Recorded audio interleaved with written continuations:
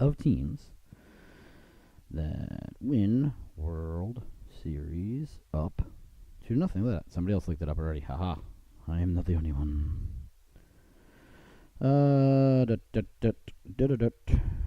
Let's see. Red Sox win. Yeah, I know that. History bodes well for the Red Sox, it says. That's got to be what I would think that's what we're looking for. Wow, it's a little bit. I'm a little warm. Got the heat on. I know. Sorry, Baba.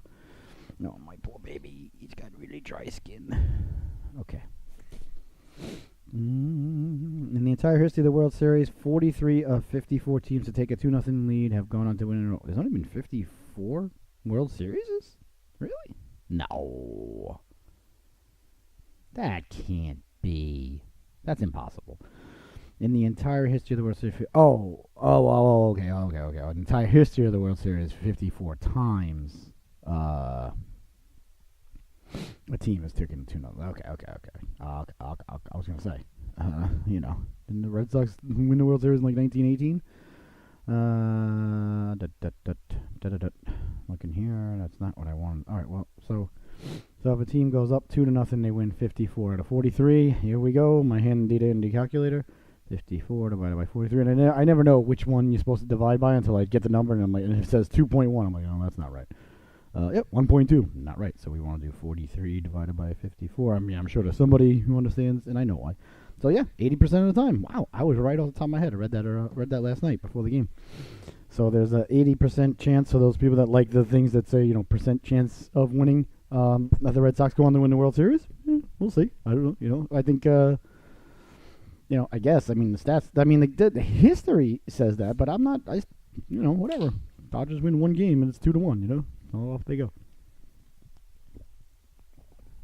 Although, Red Sox really do look like, by far, the best organization, top to bottom. So didn't get to the Flash. Going to get to the Flash tonight. So we'll dive into episode 3 tomorrow on the Flash. Was trying to look at like I always try to look back and see what anything any films that I've missed that I should have seen, because it happens, like we discussed last week with the new Planet of the Apes. I don't know how I didn't see War for Planet of the Apes, but I didn't slip through the cracks there of the busyness of scheduling and of life. So hello baby, sorry, I'm just looking at my Baba. He's got a little runny nose today, I know. He's got dry skin. He's going to be all right. He's tough. So let me just throw a little blankies on him here. He looks like he's a little cold there. Oh, that missed. No. There we go. He's under the blankets now. So then didn't watch the Flash show. Oh, so I was last night. I was in between the first and second period. I flicked to the second and third period, because I got home after the first period last night from practice.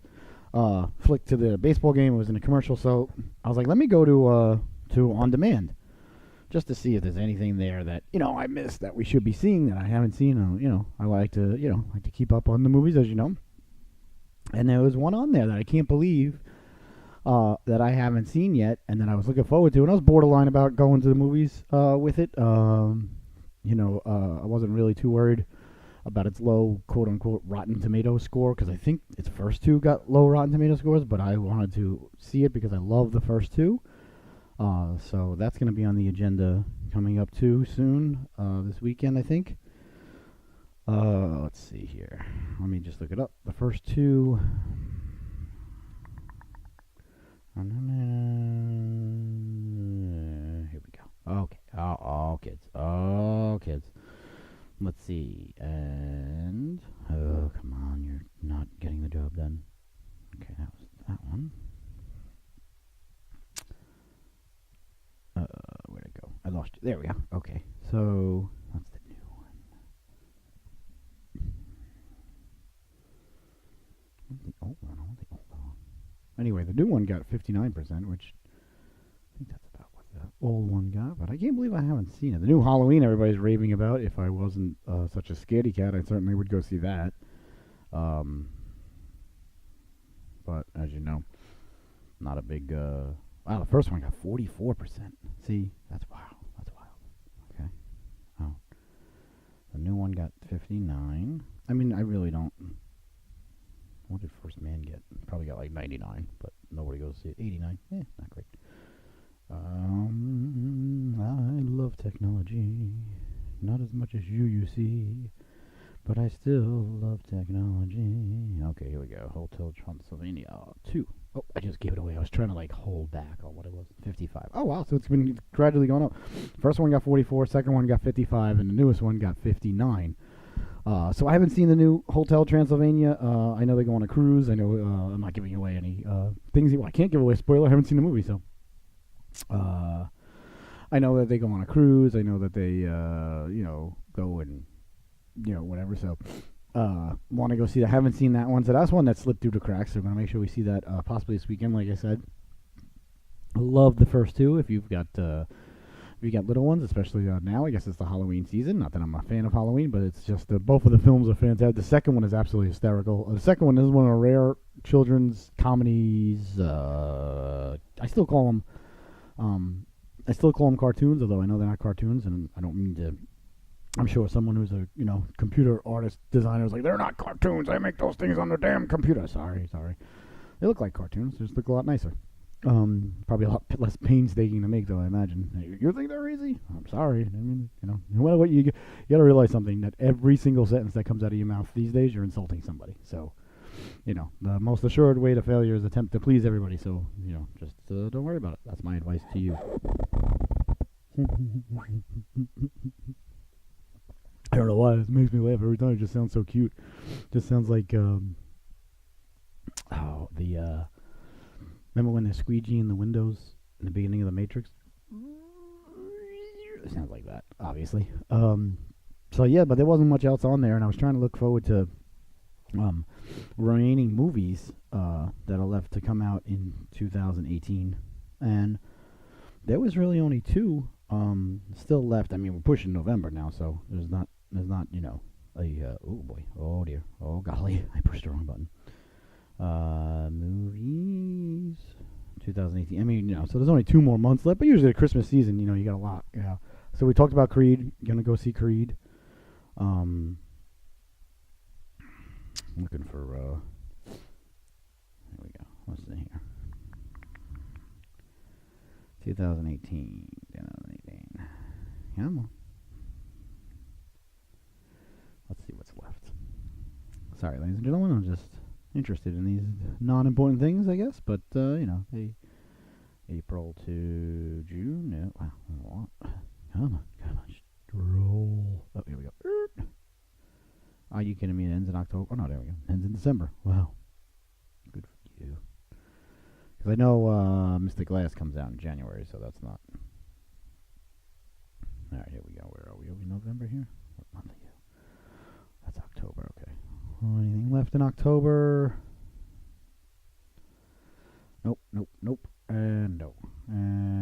I guess some people will be excited to go see Bohemian Rhapsody. Doesn't look like it does it for me there. We'll see what happens there. Is that out? I think I came out this just now.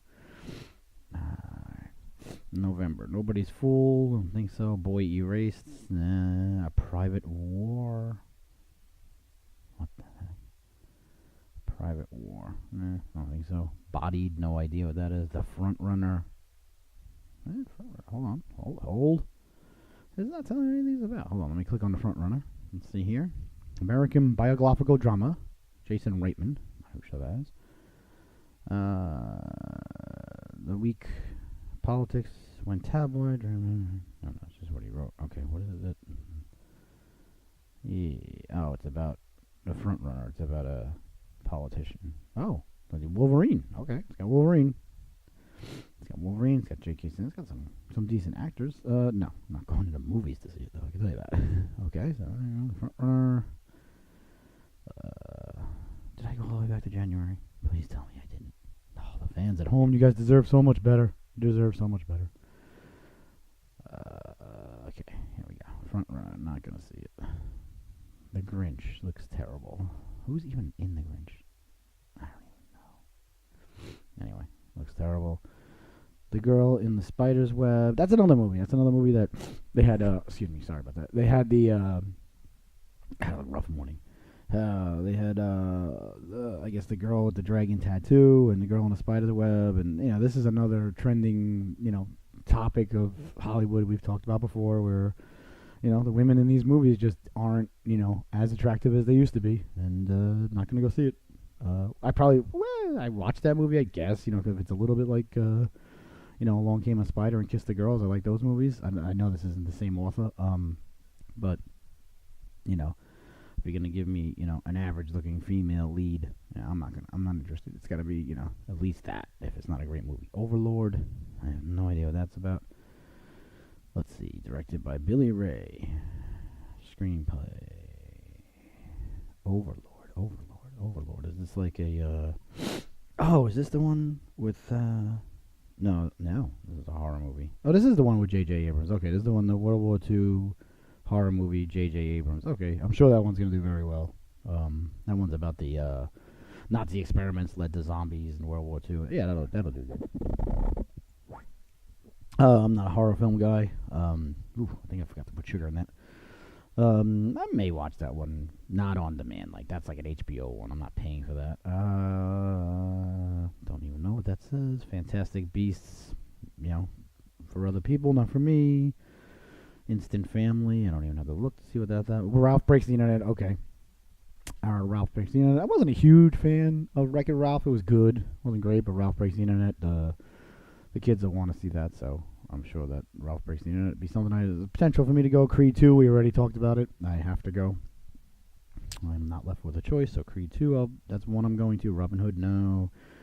Green Book, yeah, okay. The Favorite, no. Shoplifters, no. Anna and the Apocalypse. I heard something about this Anna and the Apocalypse. What is this one? Anna and the Apocalypse. What is this about? This year's feel-good movie hit. Okay. Anna and Apocalypse. Let's see. Zombie. Okay. My first words were a zombie. I'm done. Like, people are into zombies and I get it, but it's like, oh my god, how many different zombie stories and movies can we do with people? I mean, can we move on to something else, please? Can we make more Godzilla movies? If we're gonna make this many zombie movies, can we make more monster and dinosaur movies? I'm not sure when's Bumblebee coming out. Bumblebee this month? I think Bumblebee's not next month. I'm just looking through the movies here. Spider-Man Into the Spider-Verse. Definitely going to go see that. Definitely going to go see Spider-Man Into the Spider-Verse. I know it's a cartoon movie, but isn't even different animated looking type of animation. But definitely going to go see that one. Looking forward to that. That comes out December 14th. All right, that'll be a nice Christmas one. The Mule. That actually looks pretty good. The Mule, I wouldn't go see that in the movies, but I would see The Mule. The Mule would be a, what's it called? A on-demand movie, just because it's got Clint Eastwood. I love Clint Eastwood. Clint Eastwood has the crime, the criminality, and the horribleness is that Clint Eastwood has now gotten too old. He's too old. He's too. You even see him in I saw the trailer for The Mule. He's, too frail, and I don't mean that in any disparaging way. I don't know how old Clint Eastwood is. I think he's pushing 90 for crying out loud. So God bless him. Let me see. Let me just click on him. See if it tells me when he was born. Did he direct? He was born in 1930. So if my math is correct, in 2000 he was 70. So he's only 78? No, he's 88. Yeah, he's pushing 90. Yeah, I was right. He's pushing 90. So wow. But the thing that'll always upset me about Clint Eastwood is one of my all-time favorite actors. I mean, Firefox. Hello. Who's into Moscow and steals a jet? You have to think in Russian. Think in Russian. They're gonna remake that movie. They should remake that movie today. It should be Donald Trump. Could you picture? Oh my God, that would be a phenomenal comedy. If you let's pitch this one to Hollywood. We're gonna remake Firefox. Okay, we're gonna remake Firefox in today, 2019. But instead of having it be like like Scott Eastwood, like having his son play Clint Eastwood's role, we should have a guy. It should be a comedy, parody-esque type of comedy poking fun at everybody because funny's funny and people need to laugh at everybody these days. That's the problem. Nobody can laugh at themselves. How about this? I pitched this to you now. We call it Firefox. Keep it the same name because why would you change? And not to mention, one of the greatest all-time musical stories of all time. I'm going to get into that right now. But first, I'm going to talk about this pitch of the movies. I don't want this idea to go.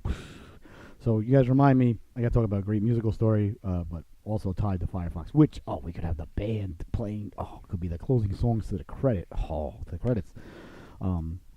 So how about this? How about we call the movie Firefox. Everything's the same. It's about guys got to break into Russia, steal the new Russian jet and everything. But except instead of being like a Clint Eastwood, angry, disgruntled war vet with PTSD, which what he was going through before it was diagnosed, but he was going through it from Vietnam. We go a little lighter.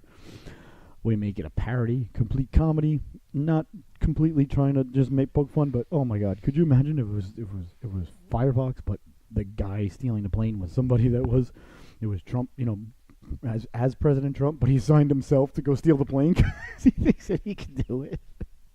And ladies and gentlemen, I'm a Trump fan, and I don't care if that upsets anybody or makes anybody happy. I don't care. It would just be freaking funny to see a guy playing Donald Trump, assigning himself as president. I think I'm the man for this mission, Mr. President. I don't think you are. I can think in Russian. Oh my God! Oh, it would write itself. It just call it Firefox. It's just have him sitting in the cockpit trying to steal the plane. You must think in Russian. And see him start thinking about two Russian strippers like on a pole. The plane take off. It'd be fantastic. It writes itself. It does. It may not be a full-fledged movie, but it could be a funny script, Or I could see SNL, poking fun at him, having him, sitting in the Oval Office in the chair, just thinking about himself in different movies and different roles, Firefox, Mr. President, you can't assign yourself to this mission. Why not? Who's going to stop me? And, seeing himself as Maverick, in Top Gun 2, and different roles as he's imagining himself, in these roles of like heroes, seeing himself as like Superman and Rambo 7. Show him with his shirt off. Oh, this could work. This could work, ladies and gentlemen. I'm telling you what, it feeds itself. It feeds and it grows. You don't even need sun. You don't even need water. This idea will just grow towards the sun. Oh, it's brilliant. I mean, let's just call a spade a spade. If we can. So back to the greatest musical story of all time. So in 7th grade, which is actually the grade my son's in now. It's very interesting. He's of that same age. I didn't know that. I was playing the guitar. My buddy Brian was playing the guitar. He had a different guitar teacher than I did. But my guitar teacher was a friend of the family. She was fantastic. Like this lady was like just a natural born gifted musician. Like she could play any instrument under the sun, read any music, write music, like beautiful voice, just a beautiful lady, like inside and out. Like she was just awesome. I always remember her, very peaceful, she was like the perfect person to start like learning an instrument on. Like she was always positive. Always, soft spoken and just a wonderful lady. Like you're just, very few of them around anymore. Just always, I don't know, just have very fond memories of this lady. And she had a son, that was my age, and he was, phenomenal. And her husband was a musician, and her son was a phenomenal musician. He could play the trumpet. Like, oh man, kid could just play the trumpet. He was a phenomenal drummer, just like nasty drummer, like, could play, like in a heavy metal garage band, that type of drummer, or could really play the drums, I don't know, kid, he was just great. And he could play the keyboard, whatever. His parents were musicians, so we used to jam at his house a lot, and he was one of my best friends. So in 7th grade, there was a thing in the spring for a talent show, and there was a couple of 9th grade bands in our school at the time. It was 7th, 8th, and 9th grade. So the guy who was running the talent show, you had to send in a demo tape. Back then, you just literally just press record on the boom box, press record, send the tape in, and he would pick out, and there were 2 bands in 9th grade, and they were like, the cool tough guys, and they were playing whatever they were playing back then. Stuff that I still like Iron Maiden and Ozzy and things like that. They were handing in, and they were good. And for a ninth grade garage band, they were a typical ninth grade garage band. So I handed in. I had a tape of my guitar teacher's band. She used to play in a band with her husband, and her son used to play with them sometimes on in this club out on Long Island on like Friday or Saturday nights, or whatever. They were like the house band or whatever. I mean, they were just phenomenal musicians, the whole family. So and one of the songs that I knew how to play, I was just still really relatively new and learning. I don't think I was playing a guitar for a year or so at this point. But I was like, yeah, what the heck? And one of the songs I knew how to play was Wipeout, if you remember Wipeout.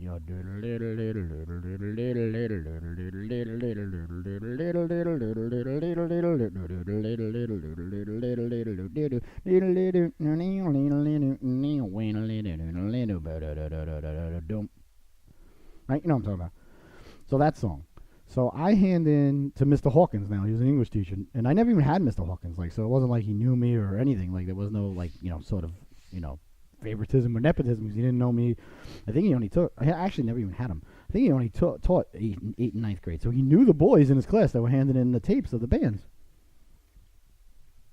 So I hand in a tape of my guitar teacher's band that she had given me for me to practice with to learn Wipeout. I hand that in. I say, here's Wipeout. Here's my band. My band's playing Wipeout. I don't even tell the kid that I was jamming with that plays the drums that I did that. I don't tell anybody. I just hand it in because I didn't think in a million years that we'd get picked. Well, guess where the story's going. So he turns around and he picks us. Well, us. He picks me. Well, not really me either. He picks the tape. There was no us. There was no me. There was no recording of I may have had a recording or two of me playing the song in my bedroom. I don't even know if I had that at the time, but there was nothing. This was complete, falsehood and fakeitude. So I quickly got I find out that we're selected. Now I got like 6 or 8 like 9th graders who want to beat me up because we took their spot. Well, again, not we. I took their spot in the talent show in 7th grade, Robert Frost Junior High School in Deer Park, Long Island, Hollow Park 231, and and fortunately one of the guys who wanted to beat me up, I knew his cousin from playing hockey with, and Deer Park, even though there's a lot of people in Deer Park, everybody knows everybody's cousins and related, and and I don't mean like intertwined and related, but if you're from Deer Park, you know what I'm talking about in the area, and so he was kind of like, all right, I know this kid, let's not beat him up. So I avoided getting beat up. Plus, I was really tall. I was really tall in 7th grade. So if one of them was to come beat me up, I looked at least I looked like I can handle myself. I'm not saying I would have, but I don't know. I was scared. I remember being scared. I was like, oh man, I'm gonna get jumped. I'm gonna get beat up in my locker. I'm gonna get thrown in a garbage pail. This is all going through my head. So then, as it turns out, I go, and the next day Mr. Hawkins. I always want to say Professor Hawkins. But Mr. Hawkins has a meeting for everybody that got picked to be in a talent show. Like, there were tryouts. Like, everybody had... And fortunately, the bands were just a tape. So I just handed in a tape. If it was tryouts on stage, like Michael J. Fox had to go through, I would have never gotten picked. So, which is one of the reasons I think I always, really identified a lot with Marty McFly. I knew what he was going through there. But I didn't know the rejection that he ever felt. Because I never had it. So, sitting there... And we're in the meeting, and I'm the only one from our band, which doesn't exist. And I'm just like kind of laying low in the back, like just listening. And everybody's looking at me like, what is he doing here, And I could tell. And I'm like, yeah, I'm a musician, I'm trying to look around. I was more known, if anything, one being a goofball, and 2, hockey, baseball, a little bit, kind of. But I wasn't I wasn't really a talent show guy by any stretch of the imagination. So it gets to me eventually, and I was just like laying low in the back, just listening, like probably not even listening. I don't know. I remember being at the meeting though. I can remember the classroom, 7th grade. So we're talking 1986, I guess, right? Spring of '86 would be 7th grade for me. Yeah. Because '85, of course, that was the year that I got 3 shutouts in the finals versus the North Stars, doused North Star Mania. won each game 1-0. But that's another story for another time. We'll get into that. That's a good week-long series. For the love of the game. The day the train stopped. So the tape's in. So he gets to me, and he's like, I don't even know if he knew my name. I don't remember. We'll do a little revisionist history. Hey, Scott, what's the name of your band? Now, mind you, I have no band. No one that I know that I am friends with, even the people that I know that play instruments, know about this or anything. I didn't even tell them that I was at the meeting and I didn't know what to do. I was just like, I guess I should go here. Didn't tell my parents. Nobody knew anything about this. This was just all. I don't even know why I ever handed this in. Just did. But so the night before, I happened to watch the movie Firefox. You must think in Russian. So I had nothing. I just looked up and I'm like, Firefox. And he's like, oh, okay. And that was it. That was the name of the band that didn't exist. So then I had, I was tasked with going out and putting a band together rather quickly because the talent show was, there was a date. It was a hard date. We had to be ready. So obviously my first move is to go to my buddy Lewis. He's the drum player, the son of my guitar teacher, and explain to him. I honestly don't remember if I explained to him that I handed the tape, and I know that came out later on, like amongst his parents and my parents, and like I know somehow they found out like relatively close to the talent show. Somehow it came up, and like everybody like laughed about it. They got a chuckle out of it. They thought it was great. So right there, I very early on in life, I learned it's not what it's not even who it's like what you could pull off. I learned that. It was a very early lesson. One I use today. So I go to Lewis. I say, listen, we got accepted into not we. I got accepted into the talent show, and the name of our band is Firefox. And I do remember this. He's like, "What band? It's just we don't have a band." I said, "Yeah, I know, but we gotta put one together. We gotta put one together quick." So he agreed, and thank God, because without him, I'm not going anywhere. Like, he carried the entire band. So then I reached out to my best friend Brian.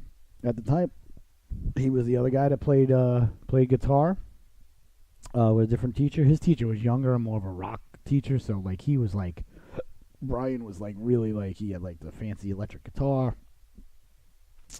I had an acoustic, and then I had just gotten my first electric when this had happened. I had a basic, whatever, $100 guitar probably back in the day, and he had like this fancy like Washburn, like the thing had like a wild, wacky, looked like an amoeba. Like one end would come up this way, one end would go that way. A white guitar, like and he was like learning like Eddie Van Halen, and I'm learning like Wipeout and and Jingle Bells and this and that. But I had a strong foundation though. Like I wouldn't change it for the world. My guitar teacher was fantastic. She really, she really taught me the right way from the beginning. So we go to him. Explain to him that we're in the talent show and we're playing Wipeout. And then so he gets on board. So all right, cool. So we start rehearsing. Like we really do. Like the three of us start rehearsing. Like really like faithfully. Like we put the time in, and we started sounding good. We started getting better and better. Started sounding good. And we added in the song, or to the song, like there was a part where it was like where the music stopped. And then there was a drum solo, so we blah, blah, blah, blah, blah, blah, blah, blah, and then the music stopped and a drum solo. And him and I turned around and got down and kneeled at the drums, just to let him have the solo, and we all got out of the way. And he was a phenomenal drummer. I gotta find this tape. Somebody's gotta have it. I'm gonna reach out now. And his drum solo was insane. So and then we picked up a couple of more guys that played. One guy played trumpet, and one guy played. I think they both played trumpet. And for this song, they played maracas. And then we found out towards the end that we had to play two songs. So I don't know how it got selected. I guess it just got told to us, probably by Lou's mom. She was definitely the band director once the band was formed, and she was there for rehearsal, and she went over everything with us. And I mean, we were tight, like we were good for a 7th grade band that didn't exist prior to 2 months before the event. and we rehearsed. If I would say 2 or 3 times a week if I remember. Definitely more than once a week, and definitely for like a good like hour and a half. Like and we were there. We were doing work. We weren't goofing around because she was down there. It was in my buddy's Lou's basement. We used to go and rehearse, and she loved it. Like it was great. She was like all excited. We were there. We had a ball. Like we just had a ball. Like it was 12, 13 years old. So then we picked up Mike Ferruso and Paul Algieri, and they on the first song or it was on the second song, I think, actually. On the first song, they played the trumpets. So we played Sunshine of Your Love by Cream. And the funny part about this is none of us even thought, not for 1 second, did any of us think that anybody was going to sing one word. We never had a singer, never thought about having a singer. The conversation never came up. Like, none of us were like, we were just concentrating on the music, And so we played Sunshine of Your Love, So,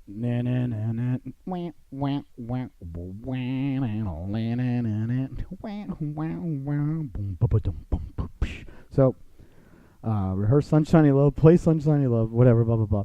Years later, I don't know when, sometime high school, maybe even college, I don't even know when, I hear the song, Sunshine of Your Love, and I realize that I never ever, while we were playing Sunshine of Your Love, learning Sunshine of Your Love, and doing it in the talent show, and doing it well, mind you, I never heard the song Sunshine of Your Love.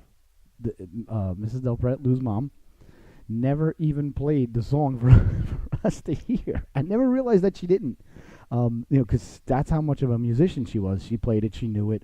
We never knew the lyrics, never were given the lyrics, never asked for the lyrics, didn't even know it had lyrics. Not even kidding. I never heard the song.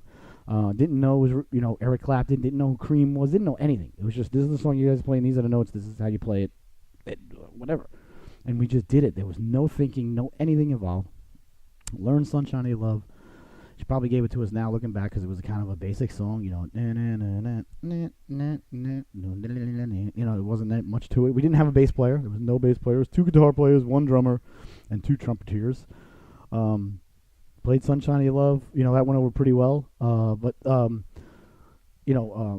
teachers seemed to like it because it came from their generation. It was better than, I guess, Iron Maiden or whatever, which I love Iron Maiden and Ozzy Osbourne and all that stuff. I still do. I'm still a metalhead, which is funny because I love metal, and yet that's not what got me to my fame and fortune. So we get to the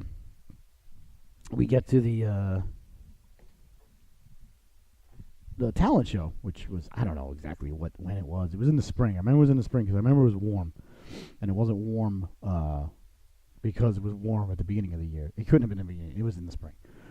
So the talent show was probably in May or something like that. So we decide that, all right, we're a band, and this was, all right, so 7th grade. So like I said, 1986, Now remember, this is 1986, okay? So when you looked at a band in 1986, you saw Van Halen, Bon Jovi, Iron Maiden. I don't know if Poison and those guys were on the scene quite yet. Probably. Bands of that ilk. You got David Lee Roth. You got whatever. A Motley Crue, Vince Neil, guys like that. So back in the 80s, the heyday for me for rock and roll, when bands were on stage, bands looked good. Like the front man was Robert Plant, David Lee Roth, Vince Neil, Brett Michael, John Bon Jovi. The front man could sing. The front man was talented, of course, had to be. But the front man was also, ridiculously good-looking guy. I mean, like they were, these were not ugly dudes. These were attractive dudes. You know what I mean? Like you had to be attractive. You had to dress a certain way. You had to look a certain way. Carry yourself a certain way. Be a rock star. This was all before grunge took over in the 90s and said, you can come out here, look like a slob, and wear flannels and just stand around and mope around and say how terrible everything is because it's raining out all the time. And I know a lot of people like grunge, and I do like Pearl Jam, and I appreciate them, and I like Soundgarden, musically and everything, but there wasn't the showmanship and the flamboyancy and the I'm an entertainer, which was what David Lee Roth, and like Vince Neil and like I said, the guys I named, John Bon Jovi, even still today when they go out there, even John Cougar Mellencamp, who wasn't that ilk of music, but still these guys went and were up there to entertain, put on a show. Nowadays, And again, get off my lawn, you young whippersnapper. But it's been like this for a while. It's been like this ever since grunge. Grunge came in, and now all of a sudden, guys don't have to be, good looking on stage or even dress nice. Like I saw last year, there was a band that I liked too. I forgot what band it was, but they had a little. They played a song before the. They played a song before one of the Stanley Cup games out in Vegas. And the lead man is out there, and he's in a pair of skinny jeans. Okay, I get it. That's what the young people wear these days. Fine, whatever. And he just got on a black T-shirt with, something written on it, blah, blah, blah. And I don't even know if he was wearing a hat or his hair or whatever, but it wasn't. And that was it. And, the guy looked like, he could use a couple of months, with a gym membership. We'll just say that. You know what I mean? He wasn't like fat or anything, but it was like, come on, dude, you're a rock star, man. You can't look like this. You can't. I'm not a rock star, believe it or not. Okay, I was in 7th grade. I actually grew my hair. I started growing my hair long. I was tall, I was skinny. I could fit the bill. Not the lead man. I wasn't the lead. I wasn't the front, guy. Not by any means, but I could be, guitar player, bass player. In the background. Flying on the tails of the lead guy, certainly, no question. But and I'm looking at this band. I forgot which band it was. I don't even remember. It doesn't matter. Anyway, and he's wearing a T-shirt that was a couple of sizes too small. Looked like he got it out of his brother's armoire. The jeans were tight, and that was it. He wore jeans, a T-shirt. His hair was, not long, not nice, just there, and it was purposely messy. And they played, and I'm like, you cannot, come on, man, you cannot come on stage and need to drop 30 pounds. I mean, you come on stage and need to drop 30 pounds when you're 50, when you were rocking when you were 20, you know what I mean? And, things like that. I mean, even look at, Almost Famous when those guys were, in the band. Like, you had to look a certain way, and I'm like, you cannot, be, and it's not okay. It goes back to, I don't like unattractive women in movies. I don't like unattractive men, as my rock stars. So we felt that, that we had that pressure on us. We had to look a certain way, we were rock stars. We were going to be rock stars. We're coming out, we're playing music.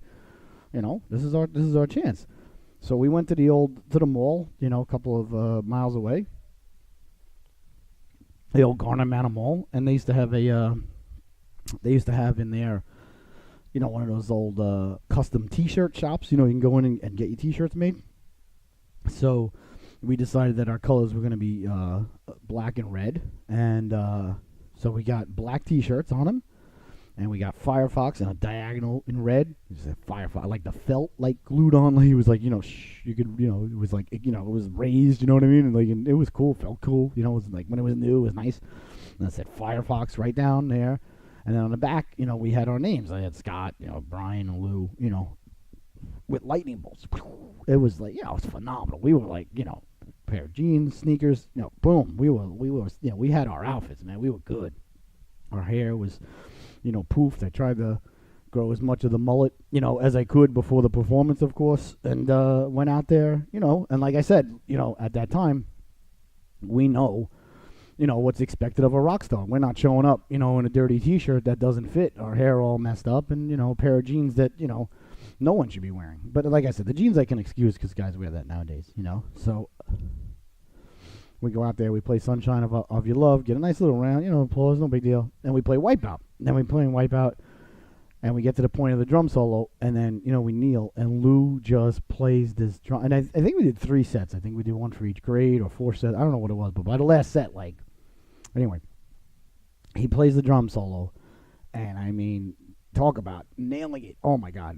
He nails this drum solo it was phenomenal. It was like Moby Dick. It was like blows away the school, blows us away. We know oh, this is great. Freaking get a standing ovation. School's going nuts. I didn't do anything but go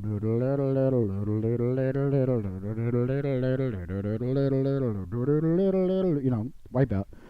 And Lou just, it was his moment to shine, and he just took it and ran, and and so then by the, I don't know if it was the 3rd or 4th performance, but the whole school was there for the last one. It was supposed to only be one grade, but everybody just came down. We were like a phenom,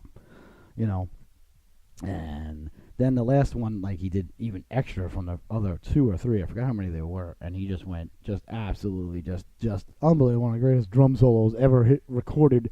Outside of John Bottom, there's John Bottom, there's Neil Peart, and there's Lou Del Pret in my mind, in the three greatest drummers of all time. And he just nailed it. We hung, put the guitars down. It was done. Back on the stand, and walked off, and like all of a sudden went from like instant like nobody, who's that guy, I have no idea, just big tall goofy dorky looking redhead guy, to like rock star guy in the band. It was phenomenal, and it was all because of Lou. I mean, Lou just stole the show, and we were like, yes, this is great, man, go do it, that's fantastic. We had the shirt, so whatever, we're part of the band. And so that was all because I happened to have seen that film the night before with Clint Eastwood. So now Clint Eastwood's too old to do the role that I felt 20 years ago I was screaming for it to happen, and it never happened. Why he never got the opportunity from Hollywood, really, or from whatever, or now with him being such a prominent filmmaker as well. I wish he would have done it himself, actually, and cast himself in a role like he did with Gran Torino and things like that. Even Gran Torino was like the oldest he could have been to still pull it off, and still have pulled it off, because he still was kind of big in Gran Torino, which is one of the most fantastic movies. But if they would have done it around like the Heartbreak Ridge time, when he was Heartbreak Ridge is just a great movie. Oh my God, Gunnery Sergeant Highway is just one of the greatest characters ever. If the movie could have been made around that time, I always felt strong, and I still do, and it's a shame. It's a damn shame, because it's too late now, that he should have been given the role of an elder statesman, Bruce Wayne / Batman. He was, I mean, he would have been perfect Batman, Bruce Wayne, when he was younger in his prime. But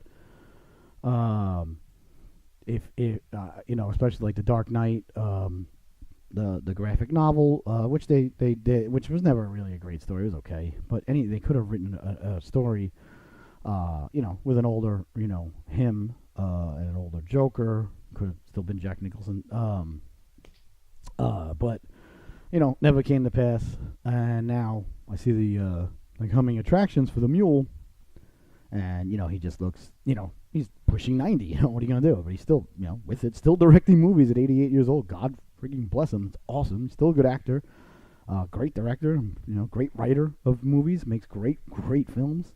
So I will definitely check out the mule, because I love Clint Eastwood, love his movies. But it'll probably be, at best, one of those on demand. It takes a lot for me to get out to the movies, because of scheduling and money and things like that. So it's, for me to get out to the movies, it's generally now like a superhero movie or Star Wars, or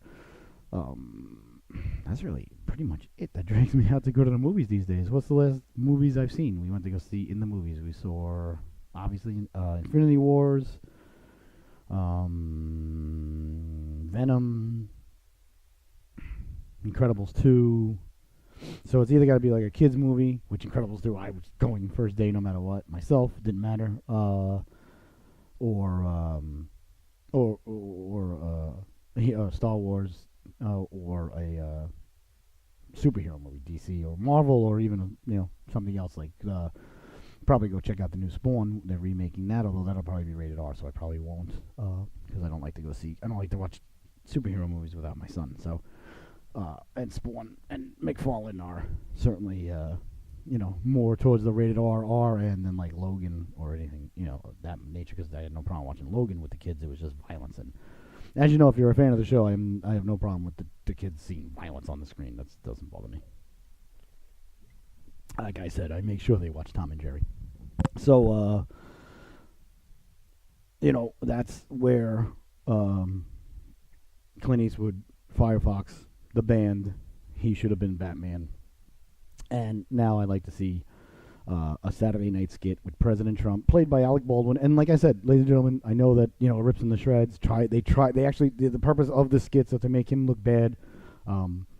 whatever. I don't see it that way. I see it as comedy. I know what they're trying to do. They think that they're funny. They think that, and whatever. Some of it is really, really funny. The thing with Kanye a couple of weeks ago was hysterical. It was phenomenally hysterical. Some of the things they do, about it are funny. Funny's funny. I don't care. It doesn't bother me. So I would love to see like Alec Baldwin, like in a meeting, like a big important cabinet meeting, like something crazy's going on in the world, and he's sitting there and he's like.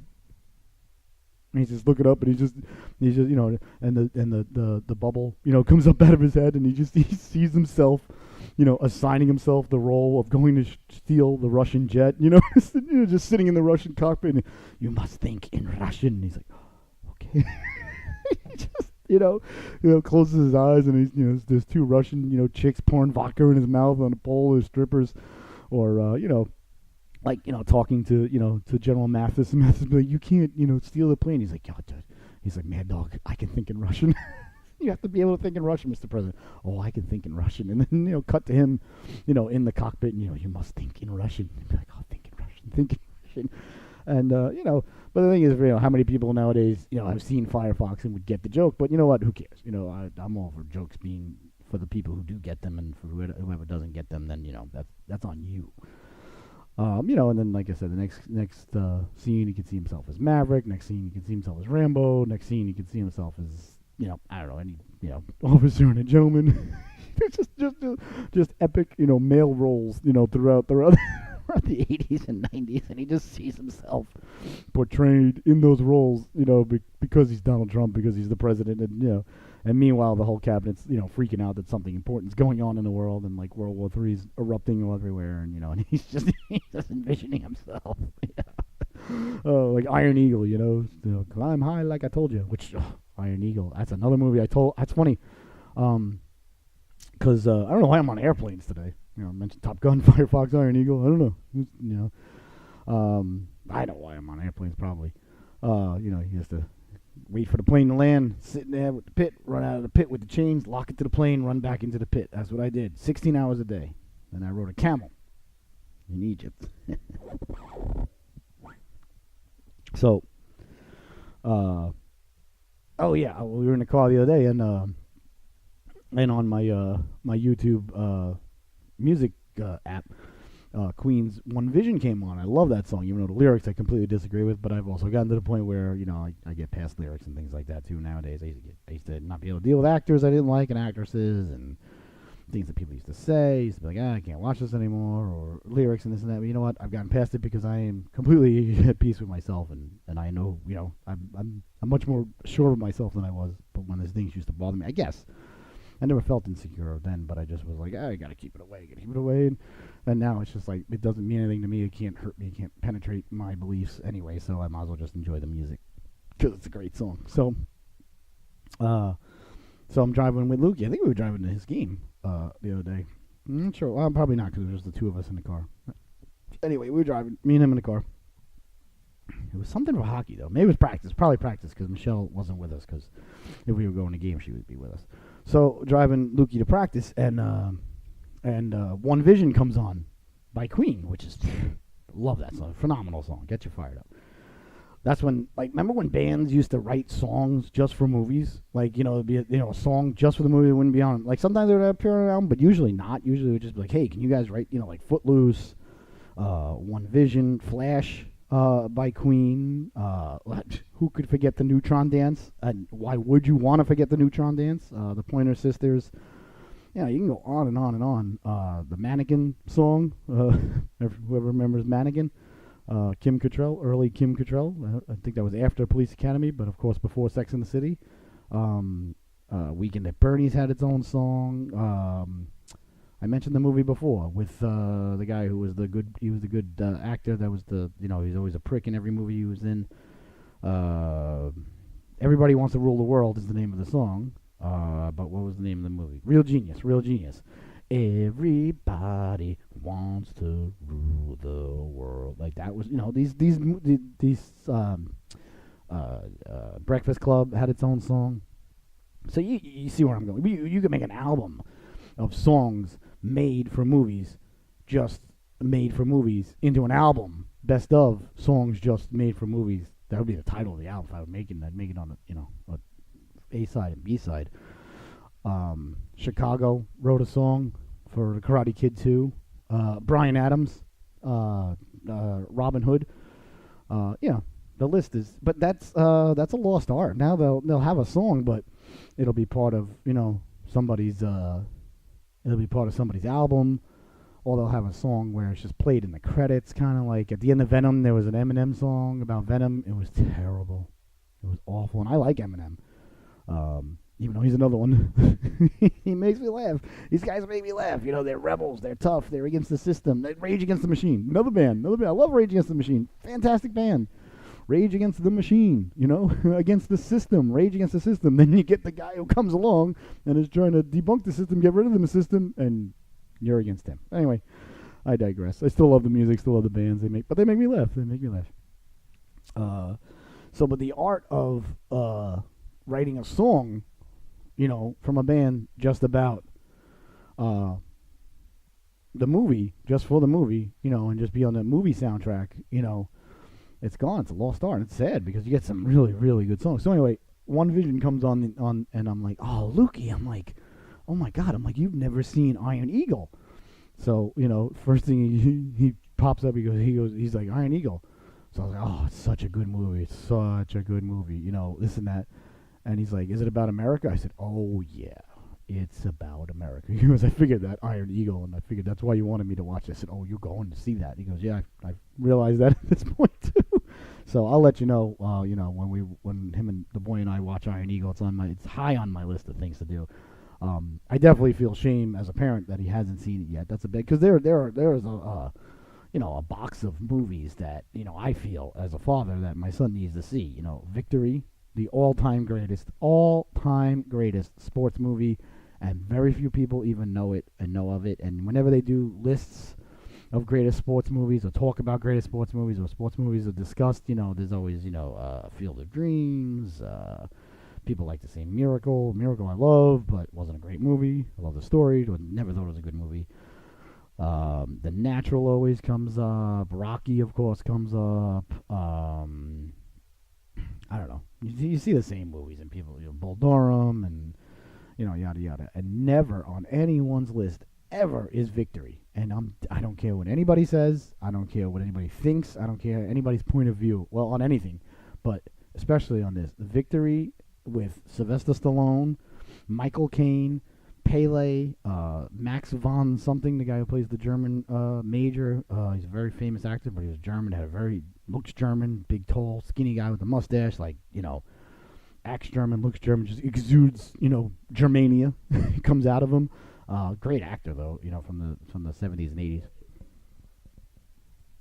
And it's a unbelievable sports movie, unbelievable story movie. And it's always, to me, is the greatest sports movie ever made. And it never, ever makes anybody's top 10, never makes it. It's not even if you looked, I bet you if I Googled right now, and we're going to Google, we're going, people, we're going in. Hi, I'm the Googler.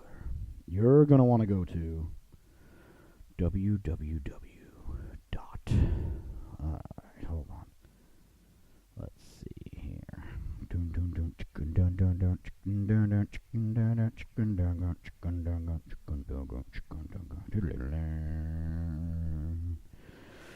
Alright, internet's running a wee bit slow here. That's alright. You don't mind that.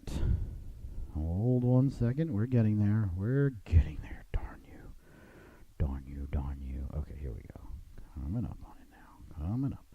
Come on, Cletus. You're going to walk up, but you're going to limp back, Cletus. Tired of the lies, Clinton. I'm tired of the lies. What was I looking up? I have no idea what I was looking up at. Oh, okay, here we go. Top sports movies of all time, right? All right, Hoosiers, I see. Rocky, Bull Durham. I mean, these are, good movies. Really good movies. I mean, I'm not knocking anything. Raging Bull? Yeah, okay. Rudy, sure. Natural, Caddyshack. Remember the Titans? Absolutely. Slapshot, of course. Hoop Dreams, okay. Miracle, like I said, that would be there. Chariots of Fire, and that never really did anything for me, but okay. Bad News Bears, sure. Walter Matthau. A League of Their Own, thought it was hot garbage. Friday Night Lights, didn't do anything for me. Any Given Sunday is a horrific movie. I'm a huge Al Pacino fan. The Blind Side, Major League, okay, yeah, Major League's phenomenal. Major League's great. Jerry Maguire, great movie.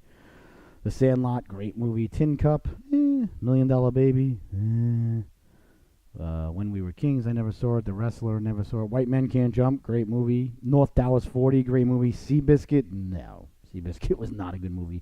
Bend It Like Beckham, very cute kid movie. Absolutely. Creed's on this list. Creed, the original Creed. Space Jam, sure. And I'll always say I don't care what LeBron James does. I don't care any argument between LeBron James and Michael Jordan. Until you play with Bugs Bunny and Elmer Fudd and Daffy Duck, you'll never be better than Michael Jordan. Breaking Away. Breaking Away is an excellent movie. Dennis Quaid, the bicycle movie, great movie. There was another really good bicycle movie, actually with Kevin Costner.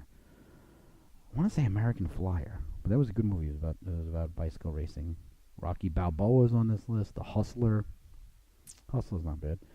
Karate Kid, okay. Cinderella Man, Cool Runnings. Rocky 4, deservedly so. Blue Chips, terrible movie. Murder Ball, never saw it. Brian's Song, that's a good movie. Mighty Ducks, classic. Moneyball, like Moneyball.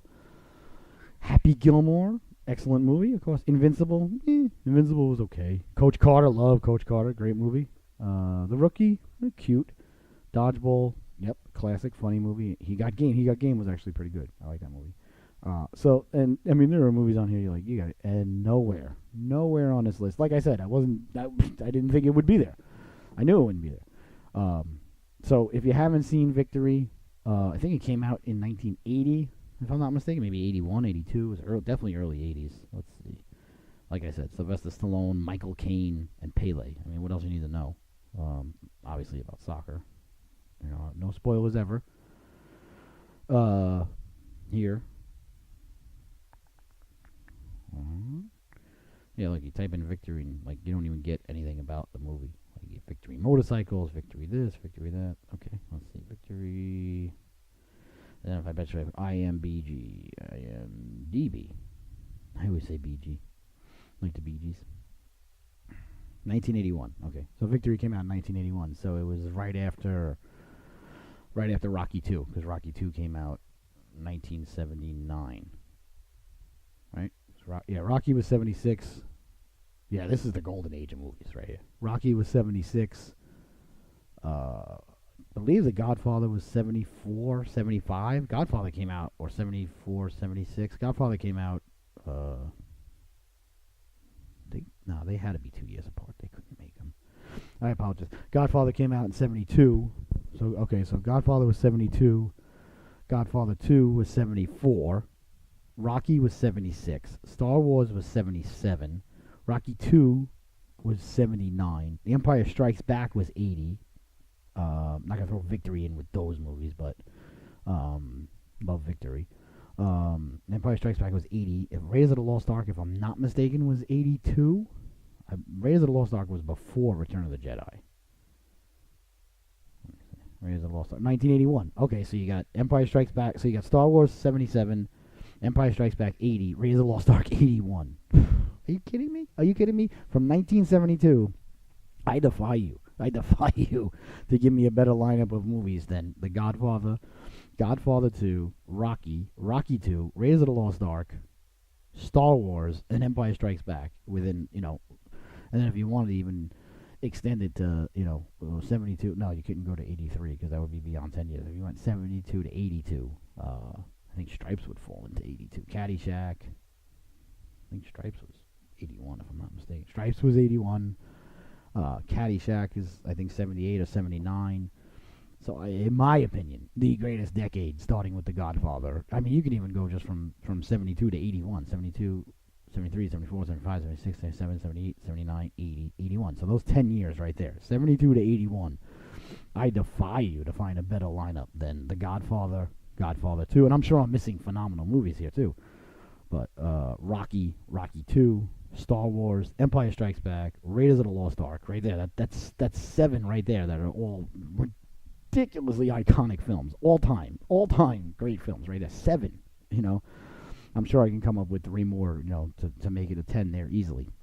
Now, of course, Victory falls in there, but I'm not putting Victory at that level of film. That's ridiculous. I love Victory. Obviously, love Victory. Greatest sports film ever made.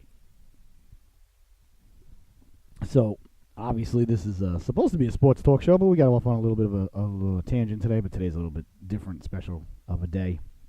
Red Sox obviously going up 2-0 on the Dodgers, like we said, 80% chance now 80% historical chance. It's not 80% chance that they're going to win, just history says 80% chance that they're going to win the World Series now.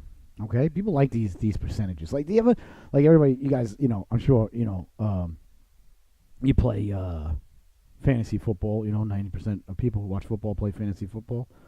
I don't know. I just made that stat up. But, like you put your lineup in, and it says you've got a, 62% chance of winning this week. That's so, I can't stand that. That's stupid. And these people, everybody's got to need these odds. Like, everybody needs to know, if I put this in, this and that. It's just too much. Like we've been down this road before.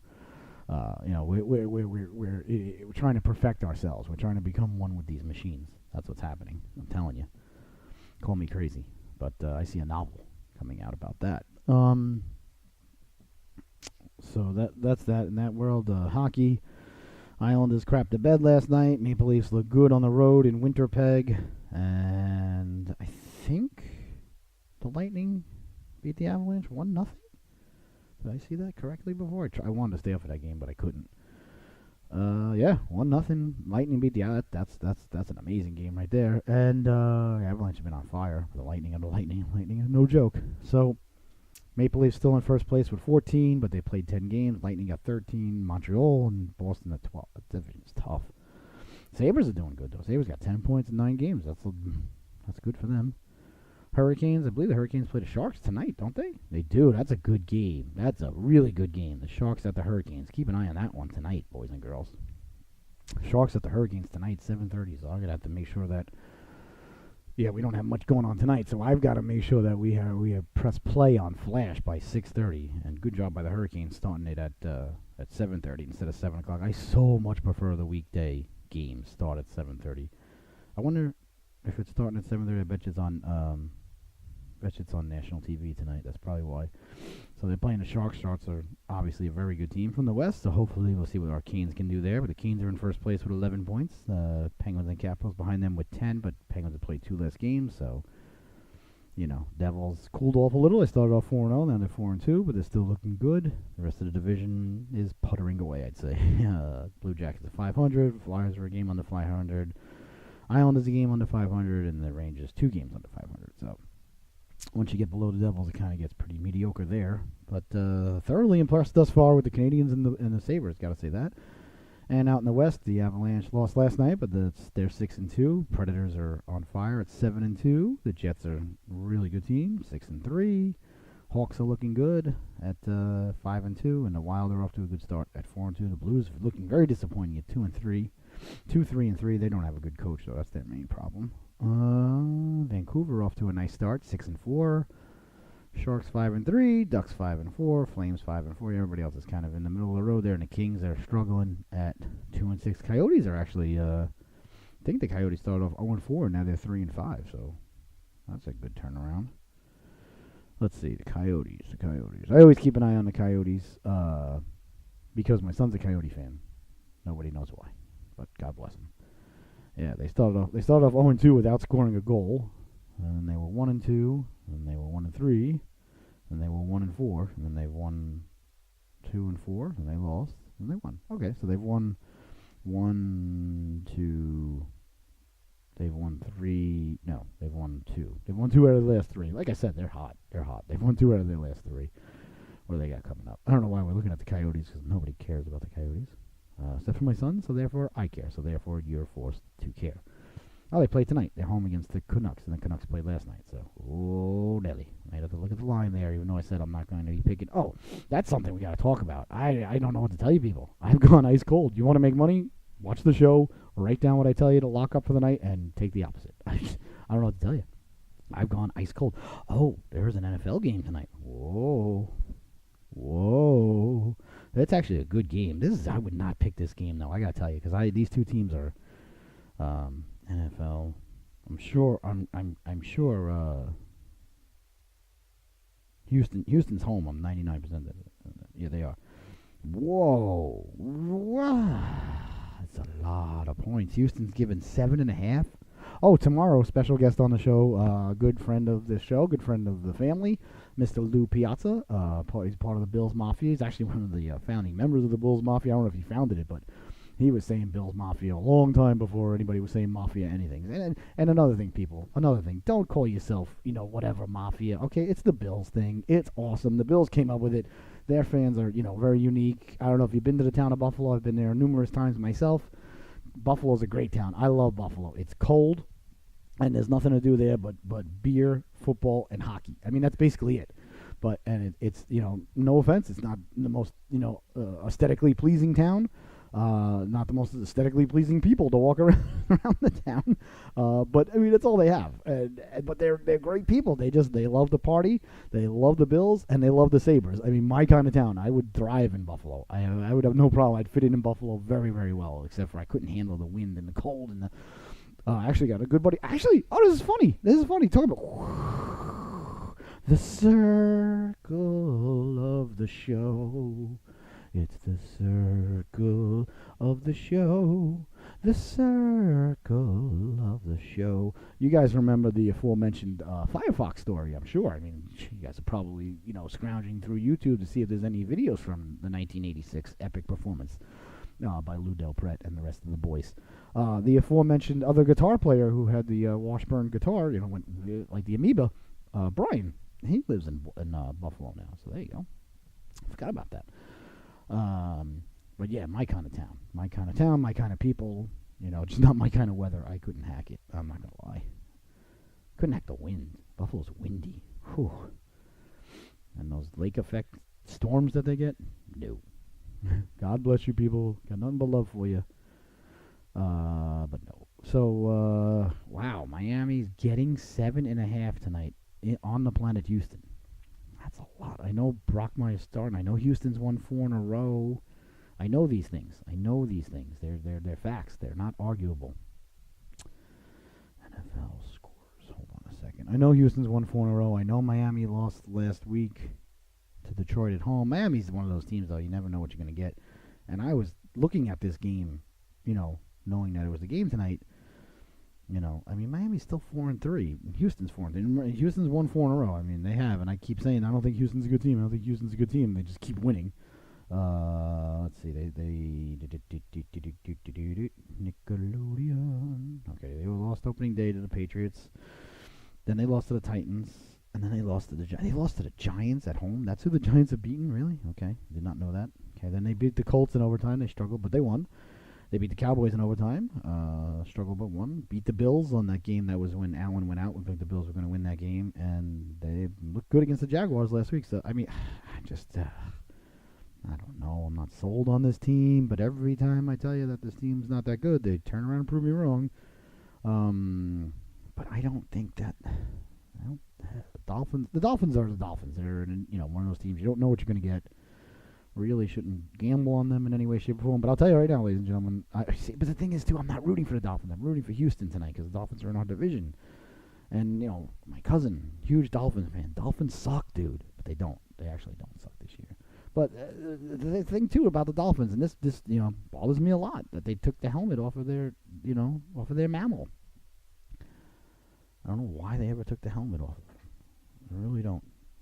Let's see. The Dolphins were 1-0. Dolphins were 2-0. Dolphins were 3-0. I remember that. Then they played us 3-1, 3-2. Then they won that Bears game. Went to 4-2. Then last week that was a bad loss at home to Detroit. But what are you gonna do? I just 7.5. 7.5. A half. That half is 2 possessions. For the most part. That's hard. That's hard on a Thursday night. Dolphins got a lot to play for. This is a huge game because if the Texans don't win a division and the Dolphins win this game, then the Dolphins would have the leg up on them, as far as the wild card goes. That's a lot of points to give, I think, a decent. And again, still don't think the Texans are that good. I know they won 4. It's 7.5.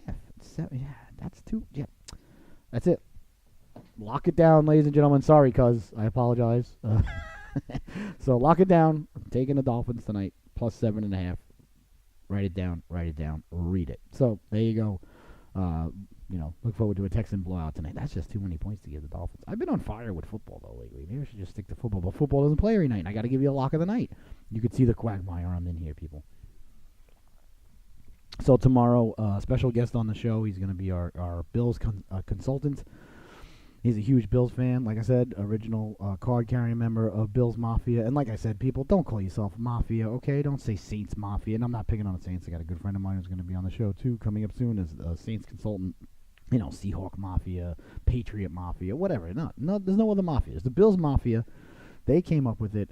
It fits their clientele, their people, perfectly. They're a mess. But they're believe me, if the Bills Mafia was in the room right now and I said, you guys are a mess, they would give me a big hug. They know what I mean. It's not like, you guys are a mess, I don't want to hang out with you. It's like, oh my God, you guys are a mess. Fill the funnel back up. Let's go. I love the Bills people. Love Buffalo. My kind of town, like I said. So, unfortunately, they're home against the Patriots, and I think Anderson. Now, the funny thing is, oh my gosh. Oh gosh. I have to take the Bills. I have to put 50 cents on the Bills because it didn't work last week. I put 50 cents on the Rams, against the Niners, and the Rams were given 10.5 to San Francisco. And you know the rule: if a home NFL team is getting more than 6.5 at home, they cover 85% of the times. And I told you it's always hard, but they're getting 14, and they don't even have a quarterback. Oh God. Oh, but you have to take it. If you don't take it, it throws off all the numbers for the entire year. So if it shows up, you have to take it. Let's see if there's any other home team getting more than 6.5. Wow, no, come on. 1, 2, 3. I saw another one before. 4. What? Oh, the Jets are getting more than 6.5 at home from Chicago. I like that one. Well, you have to. You don't have. Cleveland's getting more. Oh, there's a lot of math. There's a lot of math this week. Nope, Pittsburgh's home. Oh, Chicago's home. I do that all the time.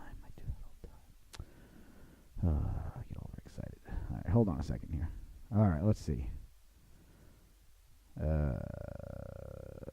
Look at that. Oh no, that's not a home game. Jackson. That's London. But there are one. I've never seen this before. There are one. That's amazing. 2, 3. There are 4 pick'em games this weekend. That's amazing. I've never seen that. Carolina's a pick'em at home? No way. No way. You're gonna tell me Carolina's not 3 points better than Baltimore? Lock it up right now for Sunday. I'm putting it in tonight because that's gonna move. I promise you that's gonna move. Carolina's gonna be what? No. It has moved. Good thing you didn't lock it up. See, that's why you can't lock things up too early because things can move. Wow, money's on Baltimore on this one, huh? Baltimore opened, at a pick'em. I was looking at the wrong line. Oh, these opened at a pick'em. They're not at a pick'em anymore. That one's still at a pick'em. Giants are one's at a pick'em. Okay, so only one is still at a pick'em. So money has moved that a lot. Wow. So okay, the Baltimore Carolina game at Carolina opened at a pick'em. And now Baltimore's a -2, so that means a lot of money went to Baltimore. Wow, and I like Carolina. I like Carolina at a pick'em, and I thought it was going to go the other way. So, good thing I didn't lock it up.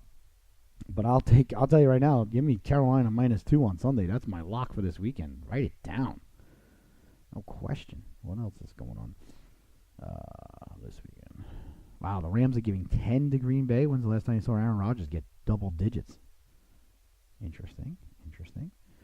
So Indianapolis has gone to a -3, but they're playing Oakland. That's at Oakland. That's because Oakland traded the farm. I still wouldn't give Indianapolis give 3 to anybody on the road. I wouldn't take that. San Francisco's giving 1 to Arizona. No way. Give me Arizona getting points at home. At least they still have their starting quarterback. No way. Take Arizona in a second there. Detroit's giving Seattle 3 in Detroit. That's about right. Giants are a pick'em. How are the Giants a pick'em at home versus Washington? Washington just came off a huge win versus Dallas. Give me Washington. Giants are a mess. God, it shows you how much money comes from New York with people who are just betting with their heart, not with their head, which is fine. I always, I profess using your heart. Chicago's giving 7.5 at home to the Jets. I'd lay that, but you know my rule: never bet on a Jet game unless it's mathematically you have to. Oh dear, I pushed the button. Oh kids, oh boy, what are you doing, Bonzi? Stop it! I'm trying to do a show here. Philadelphia's giving 3 to Jacksonville, but that's in London. That doesn't count. But anyway, tonight, lock it up. Take the Dolphins, plus 7.5.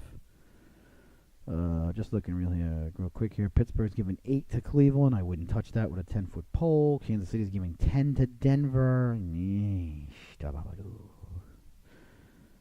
53 is the over. Why is the over so low? What's the weather in Kansas City this weekend? Hold on. That's a low over for them, considering they're scoring 80 points a game.